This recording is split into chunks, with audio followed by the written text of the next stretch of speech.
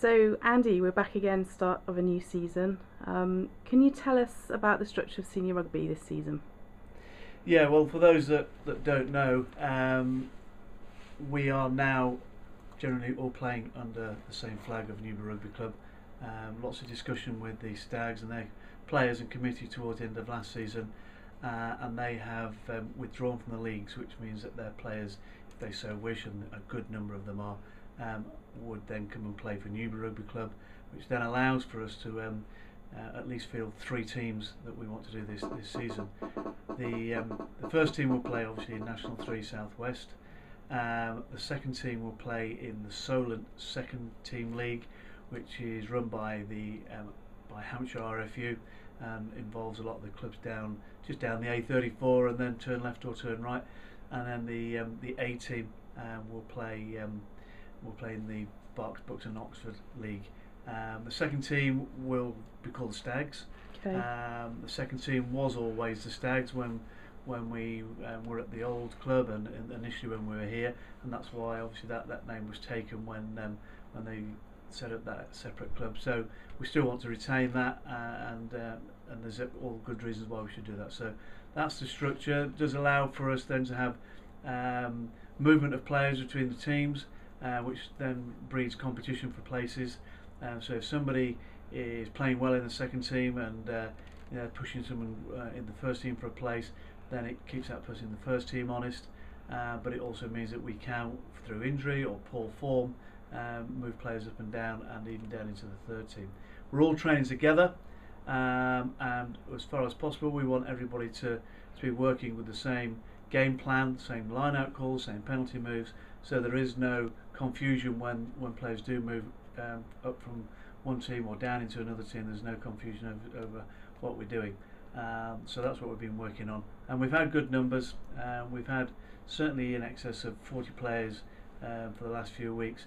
The slight irritation is that it's a changing 40 with holidays and work commitments, meaning that some turn up one day and then can't make it the next, but overall good numbers, which helps us put those 3 teams out. Okay, so we're still looking for player sponsors this season, aren't we? How do people go about getting involved with that? Yeah, well, we're obviously keen to make sure that every person is a member, but also giving people the opportunity to sponsor a player, and when they do that either as an individual or as a company, they will then be recognised under the player profile. We're overhauling the websites, slightly different websites we've had, and we want to make sure that that's working best for us right the way through, from the front page passing on news to people right down to sort of notifying players of selection and things. So each player will have a profile, and if he's got a player sponsor on that profile, will indicate who that sponsor is. If that company or individual has a web page, it will allow them to direct to there. And then if that person, a player, it gets picked on a match day, obviously the sponsor's name will be alongside the player in the programme, and hopefully they'll start scoring some points, and again the sponsor's name will be mentioned. So we see it as an easy way to get some advertising, but it's also a way of showing some support back to the club, which we dearly need it, certainly. Okay, so we'll put some details up about how people get involved with that. Can do, yeah. Okay, so Saturday coming up, we've got a pre-season, well, double header really, haven't we, against Totonians? Yeah, well, they contacted us earlier on in the summer, want to come up here and play a first team and a second team game, so we're happy to do that. They sit a couple of leagues below us, but they've been promoted for the last 2 years, and they've got a good setup down there. They're putting out 4 or 5 sides every Saturday, so clearly they've got good numbers. The other thing is that they've got a settled squad, and so they've got a little bit more team. It's not team spirit, but a team belonging, and so it makes it.